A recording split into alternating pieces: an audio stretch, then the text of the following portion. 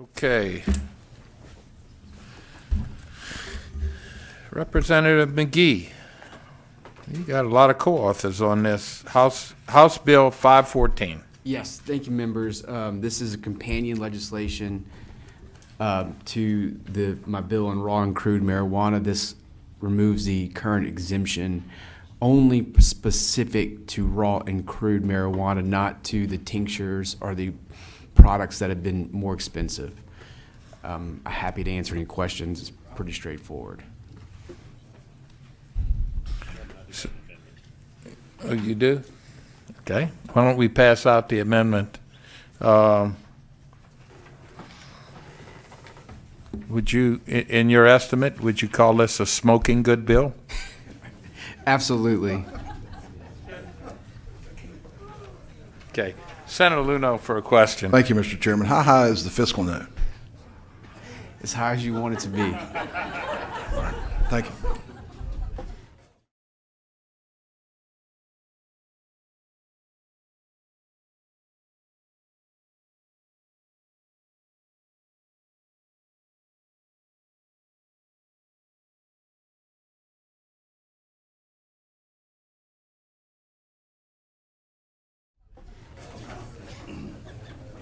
Actually, the Okay. projections, I believe, are $12 million by the fourth year. Okay. In support, Peter Robbins Brown, Louisiana Progress Action, not wishing to speak. Jesse McCormick, Capital Partners, present, not wishing to speak. And Lobby Saunier, Louisiana Paula Institute for Children, has a white card, and we'll call. President would like to speak. Let's deal with this amendment 1425. Would you like to explain your amendment, please? You got to press your button. You're on. All right. Thank you, Mr. Chairman. Members, these amendments provides for the deposit of the collections of state sales and use taxes levied on the sales of raw or crude marijuana recommended for therapeutic use as follows: 50% into the construction subfund of the Transportation Trust Fund, 25% into Louisiana Early Childhood Education Fund, and 25% into the Louisiana Public Defender Fund. Provides for the deposit of the proceeds of the 0.03% tax levied from the sales of raw or crude marijuana recommended for therapeutic use as follows: 50% in the construction subfund, 25% in the Louisiana Early Childhood Education Fund, and 25% in the Louisiana Public Defender Fund.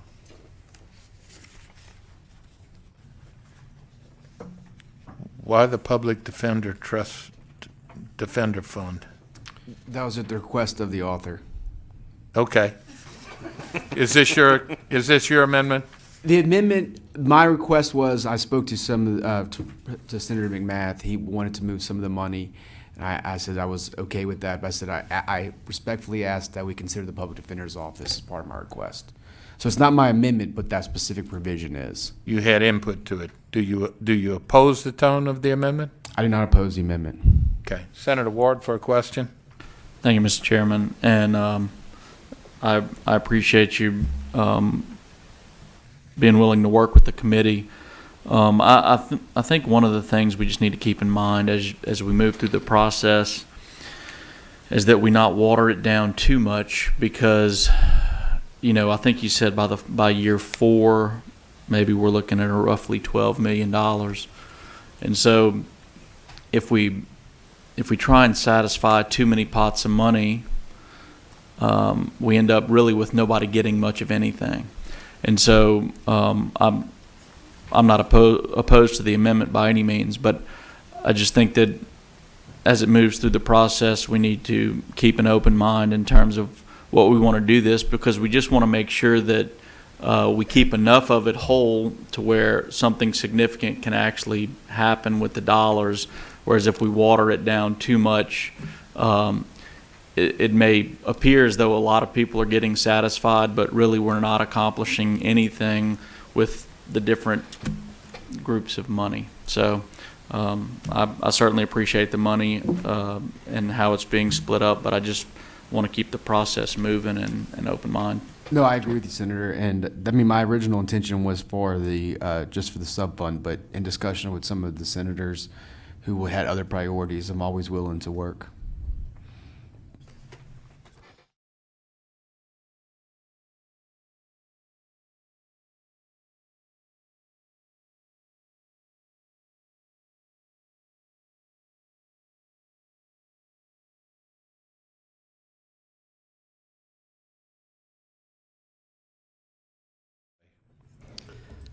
Good morning. Good My morning. name's Tony Landry. Good morning, Chairman. Members of the committee, my name's Tony Landry. I'm a medical cannabis refugee from native Louisiana, now living in Tucson. I'm a founder of Louisiana Veterans for Medical Cannabis and founding council member with the National Organization for Veterans, Veterans Action Council. And we were instrumental in the recent changes in December 2020, rescheduling cannabis as a medicine at the 63rd Convention of Narcotics Drugs. I come to the committee to share my personal stories of excessive barriers I face as a medical cannabis patient in regard to the cost of my medicine. The recreational use stigma from 60 years of Nixon drug wars continue to paint medical cannabis patients suffering from life-altering diseases as criminals of taxes, worthy of taxes and fines. Many would agree that taxing medicines used for patients' health care is misguided and unconstitutional. The right to health comes with a right to affordable, untaxed medicine. If we were here today debating a tax on wheelchairs for crippled children, it would be a much different story. Medical cannabis flower is saving us from overdose and suicide, and the flower is the most affordable path to access because we are able to make home remedies like balms and tinctures. The added financial burden of HB514 will force many into the illicit market and expose us to dangerous chemical substances and criminal activity. I urge you to vote no. I am happy to answer any questions.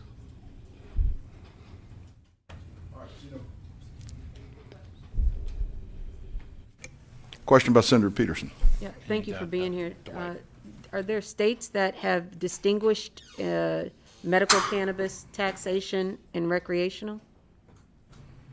Have there been states that have already legalized medical and recreational and said we're not going to tax medical, raw, whatever this is? The answer, I'm not aware of the traditional way that I'm aware of. The states will tax adult use cannabis, as something just a recreational type substance that people use, not so much for medical purposes. They'll put a tax on that substance, but on a medical cannabis product, flower or any other substance, it's not traditionally taxed that I'm aware of, ma'am. Okay, thank you. I'll get some more information from the author as well. Thank you. All right, thank you, Senator Peterson. Ma'am, if you'll state your name before you give your testimony, please. I'm Michelle Landry, and I'm married to Tony Landry, and I live in Arizona as well. I'm a returned Peace Corps volunteer and an art educator. We are here just to testify, to put the face on what medical cannabis is and what it does. It saved my husband's life. You can tax alcohol. Alcohol was destroying our lives and our marriage, and we moved to Arizona so I could go to school and he could get cannabis. We'd like to move home. We'd like to be able to live here and afford him to have medication without repercussion, and that's my greatest fear, moving back home. We want to be here. Our family's here. I want to work here. I want to work in a field of education and community art-based programs. It's a very serious issue, and like he said, would you tax medication for cancer patients? I know the state needs money. I know it needs revenue. I just don't know that this is the answer, because it's already unaffordable for most people. It's extremely expensive. It's very affordable where we are. But people on limited incomes, especially disabled veterans, they're not able to get to the limited amount of dispensaries already, and when they get there, they can't afford it. So that's just our concern. We'd like to move home, and we'd like you to consider that as a serious issue. It's not a joke. It's a very serious issue, health, and what cannabis has done for him. It is a serious issue, and we make light of things just by a little levity sometimes. I understand. In the Senate, it's just being on the other side of it. I understand It's just that. kind of hard to hear sometimes. Yeah. All right. Thank you very much. Appreciate you being here today. The current products that we have available are not taxed, but they're really expensive, and this tax will not apply to those products to make sure that they stay as cheap as they possibly can, because I don't think we could afford to make those even higher than what they currently are. You're on. Thank you, Mr. Chairman. So I understand Mississippi and Arkansas, but what about the states that were on the forefront of the industry? Colorado, California. I couldn't tell you specifically about each one, Senator, to be honest with you, but I can tell you that it's a mixed bag across the United States, that there's no real clear consensus on the issue. Are there states that are not taxing medical and taxing recreational? Yes. Why do you think that is? Well, I can't speculate on the reasons of what they did, the reason why they did. I would imagine that part of it is that they have a recreational program and we don't, but I would only be guessing. Yeah, but so the whole policy behind us moving forward, because this is a pretty conservative state, not me necessarily. However, most of the people here are very conservative, allegedly, or at least tout that. And so, to pass medical marijuana and then to say, oh, we're doing it for medication purposes to help people in health reasons, but then to tax it is completely inconsistent with the basis for doing it. To the Landry's point, if we want to tax it and gain revenue from it, seemingly we should pass the use of recreational marijuana and tax it like we tax alcohol, like we tax other luxuries. But if we're doing it for the purposes of helping people in their health, why would then we add a layer of cost? Yeah, you can help the trust fund. Yeah, you can help the early childhood education. And now we can help the public defenders on the backs of the people who need it for medication. Why is that okay? Well, I'll give you an example of why I do believe it's okay. First of all, it is one of the few medicines you'll have in its completely raw form, which should be extremely low cost. It's hard to imagine another medication, I can't think of one off the top of my head, that comes direct from the place that you take it from and is sold directly. There's almost no processing involved, so you don't have that layer of expensive costs. So I don't think it's a complete apples to apples comparison. And a second point that I think we just need to be completely honest and upfront is we have a term in law that I'm sure you're familiar with, Senator, called sui generis, which means a classification of itself. I would argue with you that medical marijuana is a classification of itself right now, particularly because we don't have recreational. And look, I mean, if we had recreational, I think it would be a different conversation, but it is what it is, and that's where we find ourselves. So I think we're going to miss an opportunity to have both a low-cost and effective medication, plus generate some dollars for some priorities we have, and that will leave us to be on a competitive foot with our neighboring states like Mississippi and Arkansas. I would hate to see that Mississippi could take their money that they're deriving from it at a higher tax rate than Louisiana and invest that money into some things that you and I could both agree on are badly needed for our state. And that's not to minimize your point. It's a point I'm sympathetic to. Oh, you're not minimizing my point. My point is my point. I understand, Don't worry Senator. about it. I'm saying, but I don't completely disagree with it. But my point being is that I think we'd be missing an opportunity. Well, here's where I disagree with you, because We can disagree. And I know we are right now. It's happening. It's so happening. What we have done is we have eliminated the sales taxes on things like utilities, on food, and we've done it to medicine. So if in fact this is a medicine that, and the only reason that it's legal in Louisiana is because we say marijuana is okay because it's a medicine, why are we taxing it? Like, just fundamentally, why are we taxing medicine? If we've already said we don't want to tax medicine, why is it all of a sudden okay to tax medicine? Let's be really clear about what this is. Sure. But I'm glad they were here because nobody ever brought that up. If you had not come to the table and brought that up, it wouldn't have. And to be clear, you cannot prescribe it because it's technically a Schedule I drug by the feds, which goes to my point about this being sui generis. It's therapeutic marijuana because you have to have a recommendation, because it cannot be truly considered a medication because a doctor would lose his medical license for prescribing it. I know we're getting into some legal fiction, some technicalities, but they're ones that matter because that's why we find ourselves here. Yeah. Senator Pope for a question. Thank you, Mr. Chairman. Thank you, Representative, for taking this very direct. This would be an additional tax on those people that have been prescribed and are taking medical marijuana. Is that correct? It's only on the raw and crude form, not the manufactured processed products that are currently available, yes. but it would be a tax on those people. Correct. And we are going to tax nothing but this as far as medical reasons. Correct. I do have issues. Thank you. Thank you, Senator Pope. The board is clear. Since they redirected to, I'll give you an additional opportunity to close. Yes, and look, I mean, I goes to my original point. I have a companion bill to bring a product that's not available right now. That product will bring for the first time low, affordable medical marijuana to the public. It's not available right now. What's available right now, Senator Pope and Senator Peterson, is expensive products for marijuana. The last committee in the House, they testified, it's marked up almost 300% at the pharmaceutical level. So it's not getting into patients' hands. So if you really want to bring low, affordable marijuana for medical reasons, this bill and its companion bill are the bills to do it. Removing a 4.45 sales tax exemption is not a crazy high tax.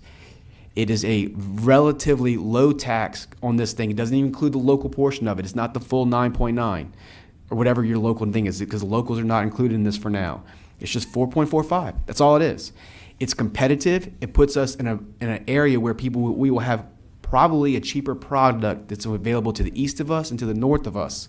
So, and then we're going to take those dollars and invest it in places that are critical needs. Your committee has decided those critical needs are early childhood, the public defender's office, and transportation trust fund. If we don't do this, I feel like we're missing an opportunity with our neighboring states who are doing this. And so I think it checks all the box. I think you'll have still low price medication available to people. And at all points, this is more cheap and more affordable than hydrocodone, any other one of the really bad pain prescription medications that are available now. So if you really want to bring low, cheap medical marijuana to people, this bill and its companion bill are really the way to go. Thank you, Senators. Okay. He was on closing. Point of order. Senator Peterson? Yeah, is the bill connected to the other instrument? Because can I vote for the substantive of the bill, the other instrument, and legalize the product that he's talking about and not tax it? Because I don't need to be for the tax on a medicine. Right. Can I vote for the other instrument? And because Yes. I can? I'm going to let the author answer that. They're not tied together, I don't believe. They're not tied together, so I can Oh, they vote. are. They are actually. I'm sorry. I apologize. I misspoke. They are tied They together. are tied together. Okay. Is there a way? Yeah, there'd be no need for this one if he's only taxing the raw form. No, then I'm they- just saying, if he's, for the raw form, he's saying that it's not available right now, so he's legalizing it in another instrument. But and he's here with this instrument to tax that. Right. If I want to So- vote for legalizing that raw form, I can do that without voting for this. That's my question, Tanner. Representative. They are tied together. They are tied. Let me put Ms. Heavey on. I want to be clear. So the legalization bill is House Bill 391, and House Bill 391 is not, in its effective date clause, is not tied specifically to the tax, but the tax is tied specifically to the legalization. So yes, you would be able to vote for legalization and not the tax. That is correct. Okay. The board is clear. The gentleman has closed. Thank you. I have a motion by Senator Luneau to report House Bill 573 as amended. Oh, I've got the wrong one. I'm sorry, 514. Is there any objection? There is an objection. Madam, would you please call the roll? Senator Lambert? Yes. Yes. Senator McMath? Yes. Yes. Senator Milligan? Yes. Yes. Senator Peterson? No. No. Senator Pope? No. Senator Reese? Yes. Yes. Senator Smith? Yes. Yes. Senator Ward? Yes. Yes. Senator Luneau? Yes. Yes. 7 yeas and 2 nays. 7-2, and House Bill 514 is reported as amended. Thank you, Senators. Mr. Stefanski.